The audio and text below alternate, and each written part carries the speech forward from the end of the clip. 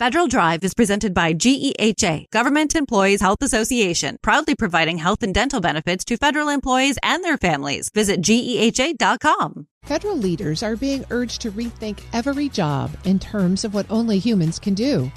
A new report for the IBM Center for the Business of Government maps how GenAI could reshape the federal workforce, not by replacing it, but by forcing agencies to define and protect the judgment, creativity, and interpersonal skills that machines can't replicate.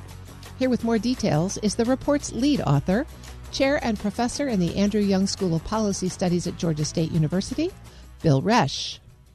Bill, thank you so much for joining me. Terry, thanks so much for having me.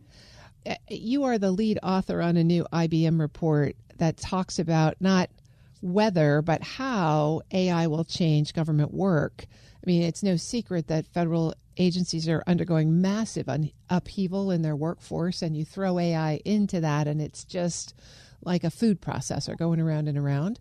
Tell us what makes this moment so pivotal for federal workforce planning. Well, I think, we're in the midst of a peculiar political economy, to say the least, where we see, a fairly drastic change in how our president and his aligned party is approaching the management of the executive branch. But this is simultaneous to an incredibly fraught time in our economy, in which we have this massive kind of technological revolution going on, this punctuation in the equilibrium of our economy, if you will, of what they're calling the fourth industrial revolution. And that's the introduction of these emerging technologies around artificial intelligence and machine learning. And with that, there have been several conjectures about how our federal government and its workforce could change or is changing and will change as a function of the introduction of these technologies. And so we were with the great team that I have of several people, Nisa Gerbuz from University of California, Santa Barbara, Yi Ming, who is here at Georgia State University's Andrew Young School of Policy Studies as a doctoral student, Brandon DeBrule at the RAND Corporation, Michael Overton at University of Idaho, and Andy Zia, a great data scientist from USC. All together, put these talents together so that we could identify, exactly what are these impacts, how will they manifest, but let's do so in a careful way. Let's think of how jobs are really a portfolio. Each particular job and occupation requires a portfolio of different competencies. And let's not think of jobs as just some unitary thing, but that it really is this portfolio of different types of talents that people bring into a given position, and how these various competencies might be affected differently with the introduction of these technologies. As you went through that research process, what most surprised you? I mean, the federal government is not really good at workforce planning to start with, and probably doesn't have a great handle on what all of its current jobs have to do. But as you looked at the impact of AI, what did you find? And again, what really surprised you? Well, there were a few things that surprised me. First is when we started talking to people who are, chief technological officers, chief information officers, chief AI officers across the federal government. And we started this work a couple of years ago, right? And so we were talking to folks who really were at the vanguard within the federal government of introducing these technologies. And we found that there were actually quite a lot of innovations that were happening across the federal government in the use of these technologies. And on top of that, we were also fairly surprised, and this is coming from a person who has studied federal workforce for my academic career, but the level of overlap that the federal civil service has with the general labor market in terms of the representation of different occupations.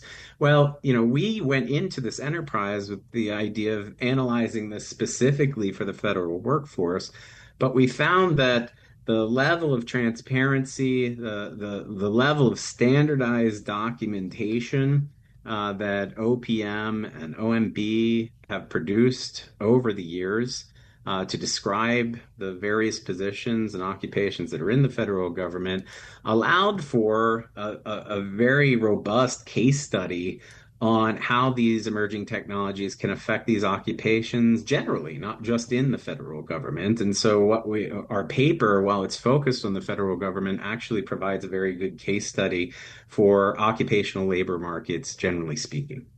And so those two things surprised us. But in terms of the results of our analysis, I think it might be more surprising to an external audience than it was to us.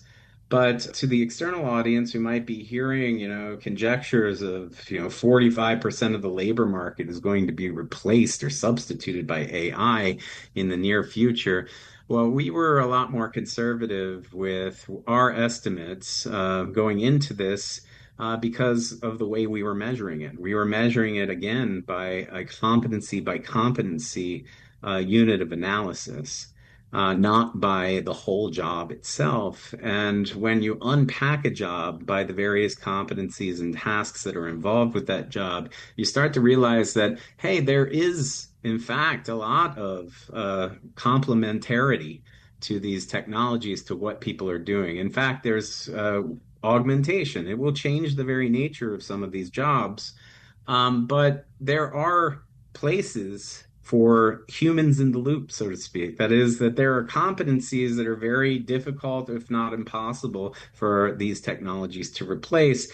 And instead of thinking of the person being replaced, think of aspects of their job being complemented, being more efficient, being potentially replaced, but then other competencies in which we can more ably lean into as individuals and upskill our workforce towards more soft skills, more critical thinking oriented skills, emotional intelligence, etc., and really improve the production, the outputs, the outcomes that are associated with this workforce, but not having to replace them wholesale.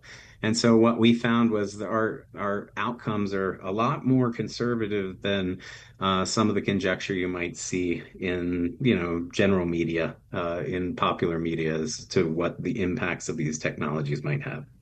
I'm speaking with Bill Resch. He's the chair and professor in the Andrew Young School of Policy Studies at Georgia State University. Well, Bill, you laid out a lot of findings there, everything from the fact that AI is not likely to fully replace people to the competencies that individuals have that, really set their jobs apart from what AI can do. Let's talk about one of the last points that you made there about training and upskilling and cross-training. What kinds of competencies should agencies prioritize to prepare their workforce for this coming AI integration? Yeah, so we looked at generative AI specifically because that's where capability leaps and adoption are really occurring. We did not look at robotics, many aspects of machine learning in our analysis. However, more and more generative AI is being integrated into those systems. And so there was some overlap, if you will, in our analysis with those technologies as well. But the idea was that we can provide managers an idea of how every mission team could have or should have, in terms of training, AI literate staff, that there are ways that we can retrain individuals to lean into those soft skills and keep, those humans in the loop, so to speak. But to do so requires careful upfront analysis first on what these technologies or how these technologies might change the nature of different occupations. Again, at a very granular point of analysis, going down to the task level, assessing the competencies necessary to perform these jobs, and addressing where some competencies might be strengthened relative to others, right? So it's useful when agency leaders can weight, occupations according to, the mix of staffing they have to see where these technologies might complement or might change or augment the very nature of some of these occupations or substitute aspects of the occupation. In the report, we show an example of the U.S. Department of Agriculture, where we show how, heavy components for complementarity might be concentrated in particular offices, particular sub-agencies, while administrative heavy components show relatively higher substitutivity, right? So where you're more repetitive administrative tasks are being performed, then perhaps you're looking at those positions and saying maybe we don't need to invest as much in future hires for those positions. And it would be useful for targeting upskilling, targeting different pilot programs, and targeting specific different hires in those agencies going forward without, making large cuts across the workforce generally. So if you're a federal leader right now or an HR manager and you are trying to do workforce planning, understanding that you have this generative AI asset or tools, from everything that you've learned in this report, where should they start? What's the most important thing that they need to be considering now as they look to strengthen and stabilize their workforce in an AI world?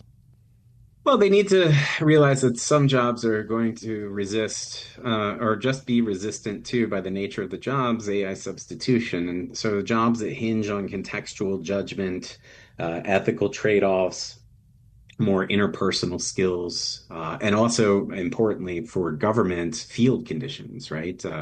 Whether it's a mediator or all the way to a wildlife refuge manager, right? That AI can help. Will still help in those occupations in surfacing information, bringing, more efficient collection of information to help them make decisions, but it can't credibly stand in for the embodied expertise or the trust that's necessary from a human level, right? But that there are other positions in which these positions are going to change drastically.